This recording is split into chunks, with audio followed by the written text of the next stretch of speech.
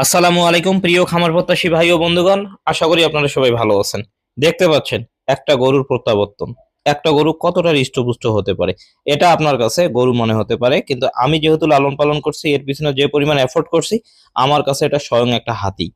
ইনশাআল্লাহ আমি আপনাদেরকে যে পরিমাণ চ্যালেঞ্জিং নেই, এই চ্যালেঞ্জে আমি বরাবরই আমি সফলতার সাথে পাশ করতে পারি। দেখতে পাচ্ছেন এই ধরনের গরু অনেকেই ভয়ে নিতে চায় না, মনে করে আমি মোটা তাজা করতেই পারবো না, এরকম মনে করে অনেকেই গরু কেনে না। অথচ আমি ধরে ধরে টাকা দিয়ে 85,000 টাকা দিয়ে এই গরুটা আমি কিনছিলাম।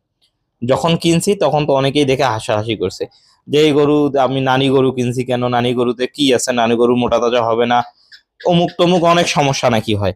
তো আমার কাছে তো কিছুই হয় না, আমি তো যেভাবে রকম ভাবে হৃষ্টপুষ্ট করতেছি আলহামদুলিল্লাহ। এবং আমাকে যারা ফলো করে এরকম ধরনের গাভী কিনে, তারাও কিন্তু ঠিক এরকম ভাবে মোটা তাজা করে। সবগুলাই আসলে আপনাদেরকে আমি ক্যামেরাতে দেখাতে পারি না বা ভিডিওতে দেখাতে পারি না। তবে পার্সোনালি যারা আমার কাছ থেকে মাল্টিভিটামিন কিংবা মিক্সার খাবার নেয়, ওরাও বরং ঠিক এরকম ভাবেই মোটা তাজা করে। আসলে এই গরুগুলোতে কিন্তু লাভের সফলতা অনেক বেশি। তো যাই হোক, এই গরুটা যখন আমরা কিনি তখন 85,000 টাকা দিয়ে কিনেছিলাম, একদম জীর্ণ শীর্ণ।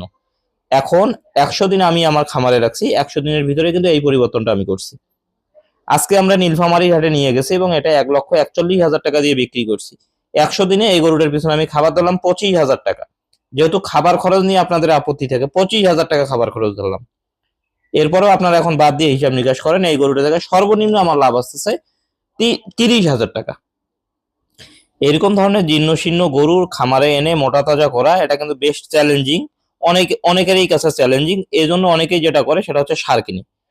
ভাই সার আমিও কিনি বা আমিও কিন্তু যথেষ্ট সার ফ্যাটেনিং করতে পারি, কিন্তু এর থেকে বরং গাভীতে যদি আপনারা মাংস লাগাতে পারেন, গাভীর মাংসটাতে আরো এখানে বেশি লাভ করা সম্ভব।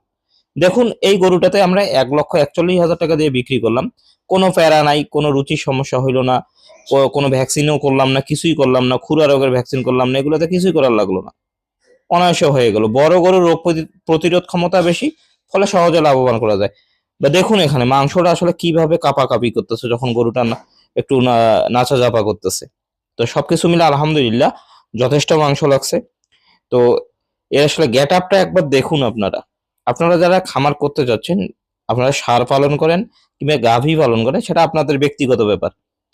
তো আলহামদুলিল্লাহ আমার এখন দুই ধরনেরই শেড আছে, দুইটাই আমি ফ্যাটেনিং করতে পারবো। তবে আমি আপনাদেরকে বলবো, আপনারা যারা বিশ্বস্ত খাবার খুঁজতেছেন বা গরুকে খাওয়ায় ফ্যাটেনিং করবেন, এই ধরনের সাহস পাচ্ছেন না, আমি মনে করি আমাদের এই খাবারগুলো বা আমাদের মাল্টিভিটামিনগুলো আপনাদের একটা বেস্ট অপশন হতে পারে। আপনারা নিজে সেটা ডিসাইড করতে পারেন।